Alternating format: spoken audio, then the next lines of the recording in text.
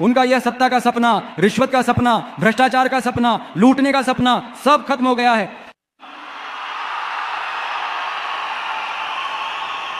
हाल ही में पुडुचेरी चुनाव में, उस चुनाव के दिन 90% से भी ज्यादा मतदान हुआ है। ऐसा लग रहा है कि अगर और मौका मिलता तो 100% हो जाता। देखिए कि हमारे तमिलनाडु में भी वैसा मतदान हो रहा है या नहीं। इसलिए दोस्तों, मैं आप सभी से हाथ जोड़कर गुजारिश करता हूं, वहां बूथ पर जाकर के स्टालिन सर से हमें अपने तमिलनाडु को बचाना है, हमें अपने लोकतंत्र को बचाना है। आप चाहे कितने भी व्यस्त हो, कोई भी काम हो या कहीं बाहर हो, जिस भी बूथ पर आपका वोट है वहां आकर कृपया हमारे सिटी चुनाव चिन्ह पर अपना वोट डालें। कृपया अपने विजय को एक बार सेवा करने का मौका दें। इस समय जो हमारे सभी मित्र विदेश से पैसे खर्च करके और फ्लाइट टिकट बुक करके यहां अपना वोट डालने आए हैं, मैं उन सभी का तहे दिल से शुक्रिया अदा करता हूं।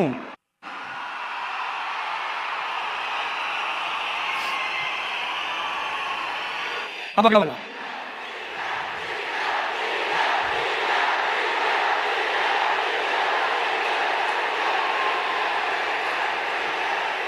अगला वाला ही। चाहे कितनी भी बड़ी मुसीबत क्यों ना आ जाए, विजय कभी भी बाहर निकलकर सामने नहीं आते हैं। आखिर ये बेतुकी बात कह कौन रहा है? अरे वही जो और अन्य वाली पार्टी में है ना, जो अब तक पूरे 10 बार चुनाव हार चुका है, वही कह रहा है।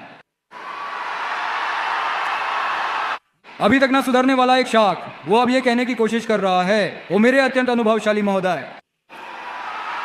आखिरकार मैं आपसे केवल एक छोटा सा सवाल पूछना चाहता हूं। सलेम के पास वाली उस सुरक्षित सीट पर ही छिपकर बैठने के बजाय क्या आप में इतनी हिम्मत है कि आप तमिलनाडु की किसी और सीट से चुनाव लड़ें और वहां से जीत कर दिखाएं? अरे मुझे माफ कीजिए, क्या आप एक पल के लिए रुक सकते हैं? पहले वो काम कर लो, उसके बाद इस विजय के बारे में बात करना बॉस। बस करो ये किचकिच। अपने ही क्षेत्र में हारने के डर से ही तो उसने हमारा चिन्ह चुरा लिया है ना। इसीलिए हम अपने मंच पर कई वर्षों से साथ रहे एक निर्दलीय उम्मीदवार के चुनाव चिन्ह को अपनाकर उसका समर्थन कर रहे हैं।